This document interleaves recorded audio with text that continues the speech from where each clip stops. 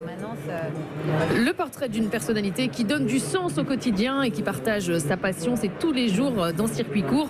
Aujourd'hui, c'est donc le portrait des musiciens rockers Inspecteur Clouseau qu'on a entendu il y a quelques minutes. Ils donneront ce soir ici au Salon de l'Agriculture un concert acoustique. Ces rock farmers landais ont joué dans près de 50 pays, plus de 700 concerts en Colombie, aux USA, en Afrique du Sud, en Inde, en Asie, et des foules de spectateurs sont venus applaudir ces musiciens français qui ont aussi une autre activité et pas des moindres puisqu'ils sont agriculteurs à Hermoncube. Bonjour Stéphane Place. Bonjour Anne, bonjour à tous. Vous êtes le correspondant d'Europe 1 dans le Sud-Ouest et vous êtes allé à la rencontre de ce duo étonnant dans sa ferme. Oui, en pleine période de gavage des oies qu'ils produisent 200 par an sur cette exploitation de 8 hectares. Aujourd'hui quadragénaire, vous les entendez les oies, hein. Laurent Lacroute, Laurent Lacroute et Mathieu Jourdain se sont rencontrés sur les bancs de Matsup à Mont-de-Marsan. Passion commune pour la musique, amitié indéfectible et la conviction au fil de leur voyage, à l'occasion de leur concert, que la mondialisation a des conséquences terribles, en particulier sur notre alimentation, d'où cette réponse locale consistant à acheter cette ferme en 2013, exploitation totalement bio.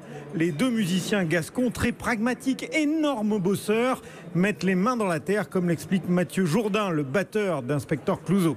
Pour nous, c'est une certaine modernité dans le sens où, à un moment donné, quand même, vu l'état de la bouffe un peu partout dans le monde, il va falloir qu'on cultive et qu'on se fasse nos propres produits bénéfiques pour nous-mêmes. Vous enregistrez aussi ici? On compose ici, on enregistre, on maquette. D'ailleurs, vous pouvez voir dans la ferme, il y a des instruments. En haut, il y a une batterie, un ampli. Entre deux gavages, dans un petit moment, un coucher de soleil, tiens, Laurent prend la guitare, il commence à fredonner. Mais ça, c'est intéressant. Voilà. Après, on fait en fonction des moments. C'est sûr, début juillet, il faut ramasser le blé, donc on ne va pas se trouver une date de concert à ce moment-là. Mais alors Stéphane, comment font-ils vos rockers farmers pour gérer à la fois leur carrière musicale et leur élevage d'oies?